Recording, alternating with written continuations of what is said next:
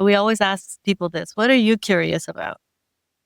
What am I curious about? I'm getting, enfoldment. So there's this word called enfoldment, which I learned, which is I'm curious about the next moment. I used to have an addiction to trying to predict the future and I let it go. And sometimes I saw the future before it happened, but sometimes they're like, yeah, but it's more fun when you don't need to. Like, what Yeah. if you could have a relationship with mystery unlike you've ever had? Whoa, that was that's animism, by the way. Sound bath Yeah, it was equipment. something. Well, something of I don't know if people don't know what animism is, where the universe just drops Yes. into something weird. So maybe that was we That was didn't that. plan that. That's a God wink right there. So maybe I'm supposed to end with that. What if everyone could have a safe but curious relationship with mystery? Welcome to the Two Curious MD podcast. I'm Dr. Ali Ahmed. And I'm Dr. Soraya Rahman. With the wisdom from holistic, alternative, and these conventional medicine, we are here to challenge the status quo. We're curious about the connectivity and complexity between diverse fields of knowledge as they relate to consciousness, chronic illness, mental health, resilience, and beyond. Learning more about the art and science of healing, or listening to stories of extraordinary healing. You're in the right place. Let's dive in. That's exactly what, authors and psychologists like Ian McGilchrist are talking about when they're talking about the master and the emissary, the intuition, the rational mind. Like, I love how this concept gets reiterated and kind of reified each time, because there is a construct for this. And you said it so beautifully. The Vajrayana Buddhists studied their own mind. And they discovered something about it that then got codified and held in practices of discovery that if anybody were to engage in, they would find was true for themselves. So we're talking about that level of truth that we can all reach. And what Ian McGilchrist kind of talks about is that we have this in our brain. This is actually he maps it from the anatomy, the neuroanatomy of how our mind works and how our brain is kind of organized, left side, right side, kind of just like how we make language and how we make meaning and where memories are stored and where's that sense of self, and really understanding it as the connection between the left and right brain. The corpus callosum, the thickness of it actually indicates good health or not. That's one of the connectivities between the left and right. And so language and meaning, and that flexibility of language and meaning. And sometimes when we can kind of get stuck in one kind of meaning and never kind of connect to that larger sense that you're talking about, because in that a priori place is where all exists. So you can pick from that and everything is available. But if you've never been there and then you don't even know how to access it or invite it to exist, then, so that corpus callosal connection he talks about is that, and I love how he talks about the master and the emissary, because it talks about the power differential. So the master is that other space, which is that intuition or that larger sense of that place. And then the rational mind, the material, the one that goes out every day into the world and learns things and programs and, does everything, has a model of the world that needs to come back and actually connect with that larger kind of universe of information, and also hear what fits, what doesn't, what feels true, what is true. Like you just, mentioned, like there's some things you're just like, oh yeah, this is trash. You've got to have that discrimination. But then there's those gems that you pick out. And I love how you mentioned that there were a few gems that rose for you to the surface. Can you describe what those may be, or what are for you, or may have evolved over time? Okay, yes. In which dimension did you want me to cover that into? The dimension of... I mean, I could give you some categories. Right? I mean, do you want me to talk about shadow stuff, or is like shadow individual, shadow collective, or even human flourishing tools for us to move forward? I mean, I could take it in a lot of different directions. This is what I love about these conversations is, and you had mentioned a road through that was really important, which I think because we're talking about discrimination and we're talking about this Yeah. master and emissary and the mystical versus the material. I think that also maps onto this, you know? Yeah. And you Okay. would talk about how it helped you just deconstruct the material and the mystical and how, Okay. why that's important for the work you're doing now, but also Okay. to the greater collective. How does that sound for Yeah. landing it in? I'm getting to my intuition has got three things that has not told me that I'm just going to go through them. They're just going to come to me. The first one is about our relationship to the word magic. Okay. Magic. First off, I'm going to bring three subtle distinctions to magic. First off, nobody knows how anything exists. Okay. There's only theories. Nobody knows how to get out of the chicken and the egg problem. I don't think you can solve it. Right. So there's like whatever version of existence we have, it's default. I describe it as magic because I can't come up with a better way. So that's magic number one, is magic's the only thing that's real from my opinion. Now, in a grounded sense, I have discovered cause and effect is also real. And it turns out magic for me is just also is like things that are like, I don't know how that happened. It's my language, but how that happened yet. But I discover I'm interested. My mind's interested. Like, oh, I wonder if something else is going on. So when I started looking and opening up to my mind into different ideas, like a deeper metaphysics, something opened up for me that like a lot of the things that the mystics were doing, and as I understood psychology, deep energy, and deep esoteric wisdom, I started to say like, oh, I think I could see how these things come together and I could actually describe it. So practical magic, to me, I actually had to go back two things. One, I want to talk about, I have some I feel very confident about my formula for human flourishing that I think just hangs by itself. And I have some stories about what I think happened in metaphysics, like how life actually unfolded, that support my theory of human flourishing that in itself are a little bit harder to prove, but I think makes sense. So let me just tell that story really quickly, because I think that like somehow the universe wants to know what existence is. It's the only thing that makes any sense to me. So after I gave up on like how can anything exist, some part of me is like, well, now that you've got some closure on that, it's magic. Well, is there a question being asked? I'm like, I don't know. It's the first question has got to be like, what is existence? Because I don't know how you ask another question. So you taste it. So it's got to taste it. So then I'm like, I don't know. I'll go to the Bible. Maybe they got the first step right. Let there be light. So turns out I can make that work in the Buddhist view and in the Christian view at the same time, or the Western. Let there be light. The Buddhist, I think the final destination would say everything's like a mirror like awareness. So God's looking in a mirror and he sees his light. And then here's the thing is he's a consciousness. So he sees the light and he's already having reactions to it. It's telling you that in the beginning, there was just a mirror that had perspectives. And then as soon as it has one perspective, then it has another perspective. That's all you need to create all of existence. Once you have that mind can then make choices. You know, and doesn't it say in the Bible, like I made you in like the same way I made me in my image? Well, what is that image? It's consciousness.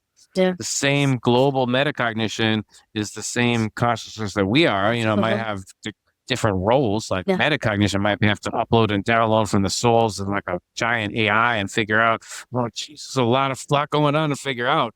So he's, you know, that's why that intelligence wants to get the bigger wisdom out to as many nodes as possible, because you know that's why I think it's about education. But yeah, let me settle out. Let me jump in. Am I being coherent here? You are. And okay, when you said education, you and I are tracking because there's a moment in every human's life when that happens, and it happens at a certain age where that consciousness reflecting back to itself occurs. And you may remember that moment. You know, when does a baby actually become aware that it is aware? You know, is an actual step in human development of, you know, like, oh, all of this is making sense, because when you're a baby, it's just disjointed lights and sounds and sensations. And you have, you know, your processing of what all that means is coarser. And you don't really have the language to explain it to yourself, which is why everything's very embodied and needs to be very somatic. And driven by voice and, Yes. good environment versus, okay, now you're differentiating a little bit more. You actually have words to describe your experience. And I remember this. I remember because I had to figure out a lot of things on my own growing up. And I remember feeling things dropping in as I poked at reality. Like reading a word and being like, breaking it down into syllables and going, I don't understand what this word is, but I see it every day. And I feel like there's a way to say it that is not how, because it was the word natural. But when you break it down, I was like, it's natural. What is natural? I've never heard that word. And I remember the moment of click that happened when my auditory and my visual kind of went, this is the same thing. And I remember that age. I remember that the bottle I was looking at, there was like a moment of crystalline memory, and that happens. That's how we learn things if we pay attention to what's happening, right? That metacognition that you talked about. Yeah, metacognition. A lot of people say that's the most kind of intelligence is metacognition. Yeah. I remember my son at the time was, I think, 2.5 or 3. And he said something which made me kind of shake my head and go, oh, you finally figured out that you're conscious. Like there was like this moment where language, he was like, what is this we're in? Or something very innocently said. And he's been very aligned in that way ever since, like very able to kind of be like, yeah, and start from that place. Like I love when young kids and, so I think what I'm making the case for is that in childhood, we are always in that a priori space. We're more in touch with that a priori space. And we start to lose it as identity builds and we, kind of step out of it more and maybe lose creativity or, stop playing maybe and creating and imagining, right? I think artists hold on to that space and have a lot of good relationship with that space. Yeah, I agree with that. I just want to recontextualize that. What happens is, let's talk about the word ego. A lot of people make ego, it just means sense of self. Yeah. That's literally what it means. It turns out, I think the healthiest view of ego is to understand it's any description between your observer and what you're describing that you're making a solid.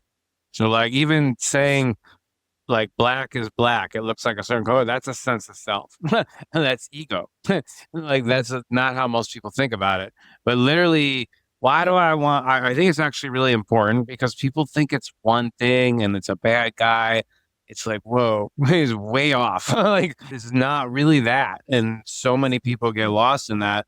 And it obfuscates their ability to see what's really going on. You really have to make big change. And this is about really supporting. I really want to support the field because I've been immersed in transformation my whole life.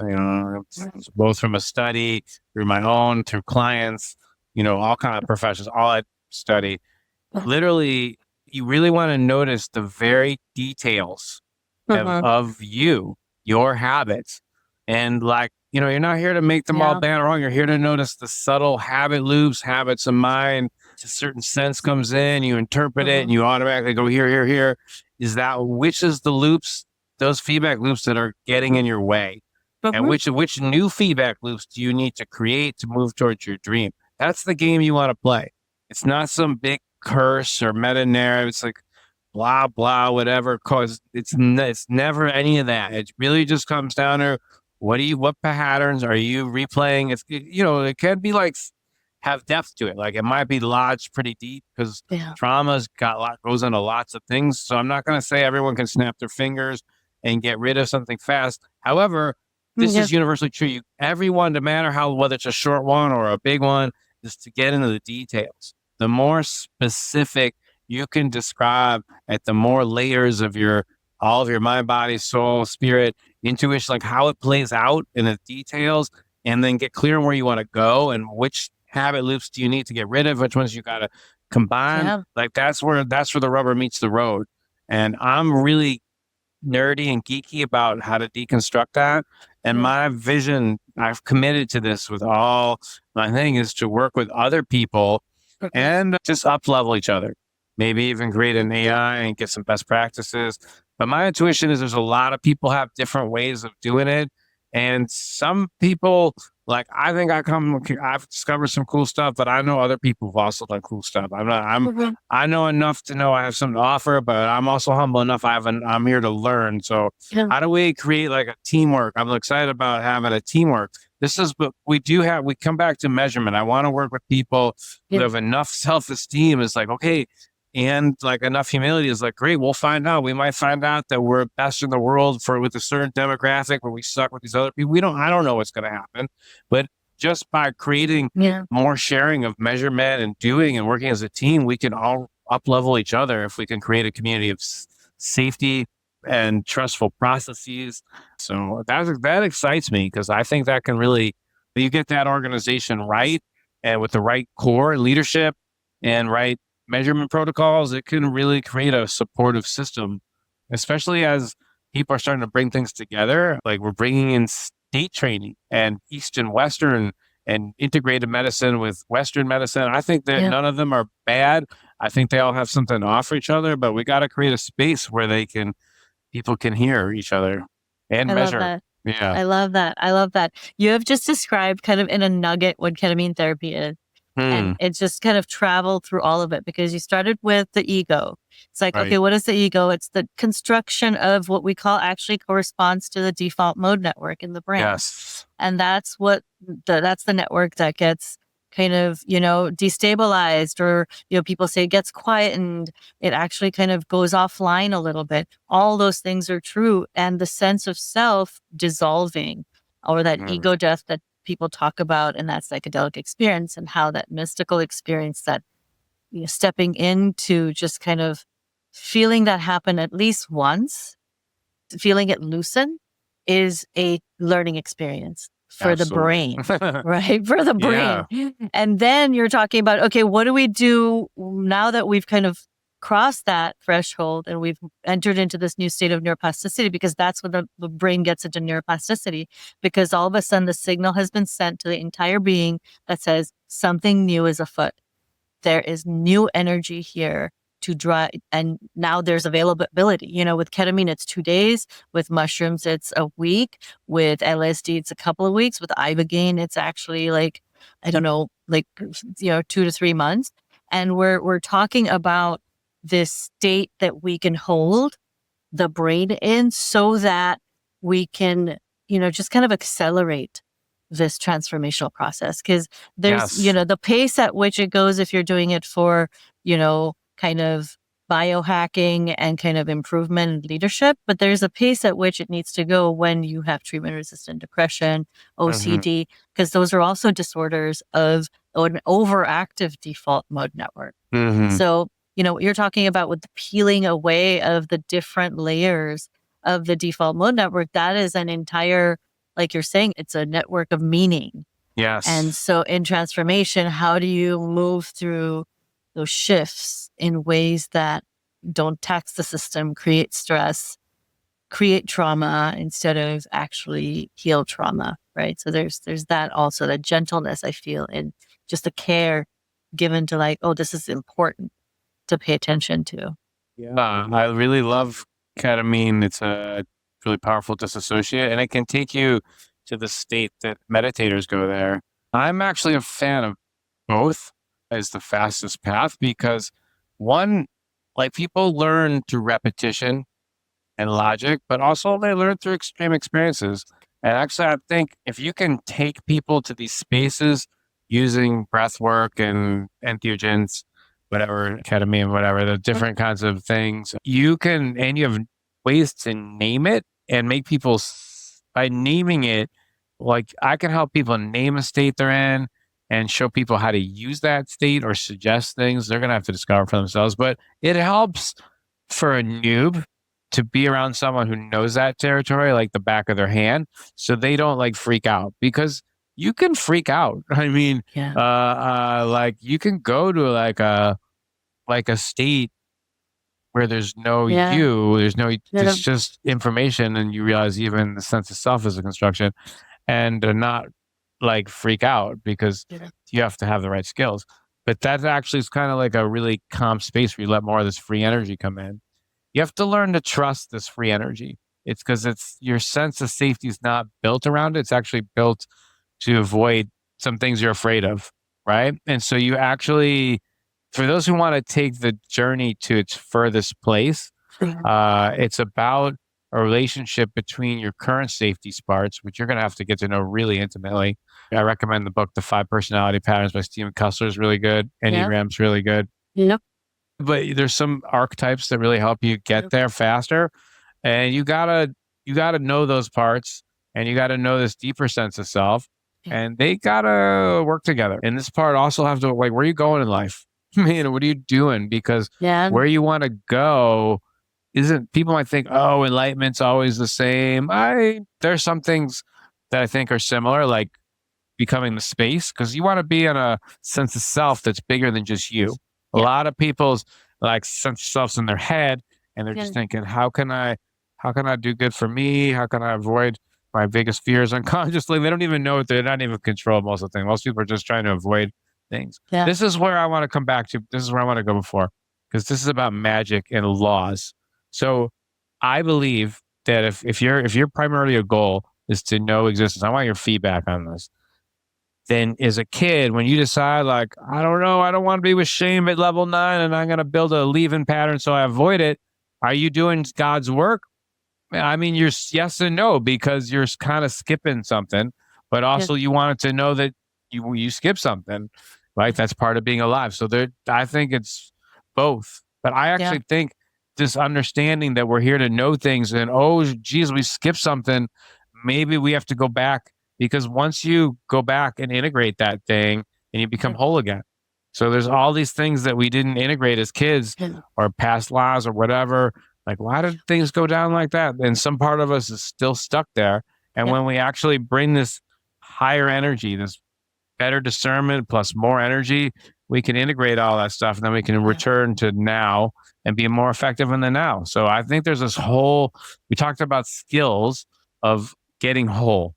So getting whole, to me, has 3 primary vector zones. One is like, how do we get whole with stuff that's happened to us personally and resolve traumas and anything that overwhelmed us? Doesn't make sense yet. How do we make sense of how life is organized? Why is it like this? Why did Hitler have to come? Like people, stuff like that, puzzle people. I don't know why God made these choices. Why does he give some kids cancer? I just can't get over it. You know what I mean? But like, everyone's got their stuff, right? And then, like, how do we get along with each other? So what if all 3 of those could be resolved through more intelligence, use of energy, intelligence, to have, like, these are known things. I mean, I already know how to do all of that. And even if I don't, I know other people who know stuff. Like, I don't know. I mean, I don't feel like, because then we get everyone's energy returning to presence with really good conflict resolution skills. And I believe the species will that's it. That's all we need is, we just need to resolve conflict better. So I don't feel like Stop it has fighting. to be. We just need to get better at dialogue. That's so true. I love how you get to the simple, pithy statement, because I think that's the activating part, but you distill it down. And what really came to me as you were talking was, Enneagram and 5 personalities, like how this unfolded for me was, I was going through burnout and a divorce, and I decided to do a master's in medical education, where that includes some leadership training. And there's this one semester in which I got to kind of do my kind of know my archetype, get to know myself, really just kind of with my colleagues, with Nice. Kind of a sense of like, who am I as a teacher? What's my teacher identity? And it was done in such a wonderful way. And it really unlocked something. It really brought along kind of like a peace. It's like, this is how I've careened my way across the globe and landed up here. It can seem very disorganized and very haphazard when you think of migration and, trauma and this and that. It's like the story can get real dark. And then I find myself kind of on the redemptive end of that story going, I'm exactly where I'm supposed to be. Nice. Because all of these things have unfolded, and there's no way I could have predicted it. But there's no doubt in my mind that I followed that intuition each time. And even through my mistakes, like, you said, like you're holistic, like own your mistakes. It's like, I made them. Yeah. they're there for a reason. I that was a hard won lesson. Don't you take that mistake away from me, Yeah. That's also, what I want people to like really get real loose with judgment. Because I feel Yes. like so much of what we do in ketamine therapy is like we hear that judgy voice and we're like, I'm not that voice. Whose voice is that? When did that Yeah. internalize? And as kids, we A internalize the lack of voices, self-compassion. right? And that breeds a lack of self-compassion because that inner judge voice may have been the voice that kept you safe, the voice that was, voice of somebody who loved you, but maybe, the words were harsh and just the things, like you're saying, like the things we carry that we don't need to anymore because we're here Yeah. now and there's none of that. So as you're kind of going forward, I feel like, yes, we've built up a lot, but you slow it down, you bring it to the kind of like the pithy takeaway. So Jonathan Mm. Mozenter, as we're kind of heading into the end of our conversation, what are you Okay. curious about? We always ask people this. What are you curious about?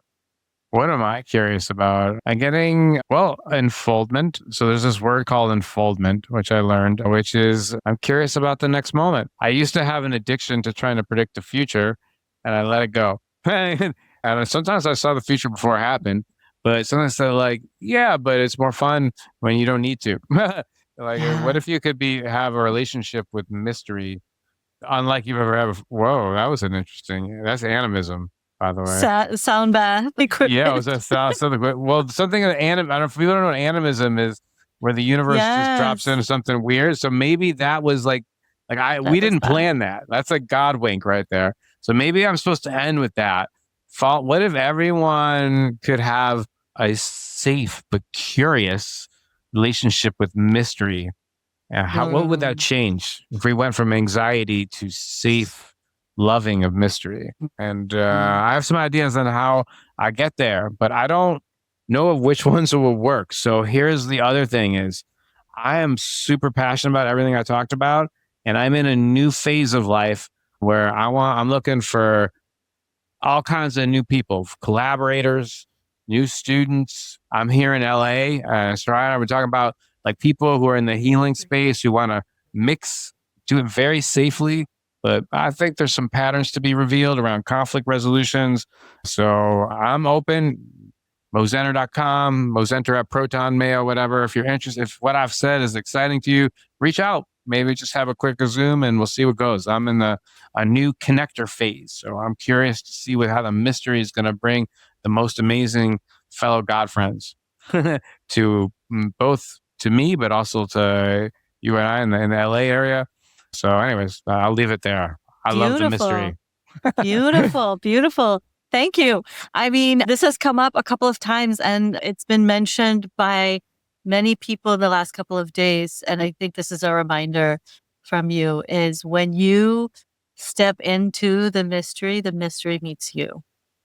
Like you get met halfway and you just brought that energy. It's like, I'm just stepping out and I'm trusting and I have this deep trust in the universe to meet me where I am. And you also mentioned something that our patients really mention is you've got to get really clear on your intention. And the more you can distill your intention, the more you can make it clear, your vision, it comes true. And this is something I remember discovering about myself at 15 is that I was very good at imagining. I was very good at kind of future casting and I would watch something come true just because I had wanted it to. And it convinced me on some level that there were some witchy vibes here that we possess. And I think the teenage brain is one of those that kind of is very pliable and powerful. And sometimes we discover those things in that time. So I'm curious to have this conversation in person and in group and in Los Angeles. I think we are very excited to be in the midst of a lot of intersections of the creative communities and the science communities and the arts community and, and the healthcare community, the healer space. And I think that's what's really coming to me is, if the universe is listening to our podcast today. Yeah. I love what you just said. And yeah, I guess there was a project, something where we both went to where we maybe met or we had this lamps thing. And I worked with them to create the marketing. It was interesting. I think we came up with 7 distinct groups. And I think you named them all, which is fascinating because we didn't talk about it. But like with LA, we were at this intersection of like healers, like researchers, people who are into the creative, like film, music, animation, sound, psychedelic research. So it's like a lot's happening here. But I believe the arts are a big part of this transformation. I think there's a logical skill thing, but I think we also need a new culture that co-arises with it. So I'm excited for all those communities to come together and play together. Absolutely. Here we go. Yeah, and with that fire horse energy, thank you so much, Jonathan, for this wonderful conversation. We did it. We landed it. Thank you. It was perfect. All right. Thanks for joining us on the Two Curious ND podcast. We hope today's episode inspired you to ask new questions and explore fresh perspectives. We challenge you to ask us those unasked questions that you're curious about in your medical practice, condition, health, and wellness. If you enjoyed the podcast, don't forget to subscribe, share it with somebody just as curious, and leave us a review. It helps us keep the curiosity alive. Post or comment with a question or curious inquiry that you have and seek to explore or learn with us. Stay curious, and we'll see you next time.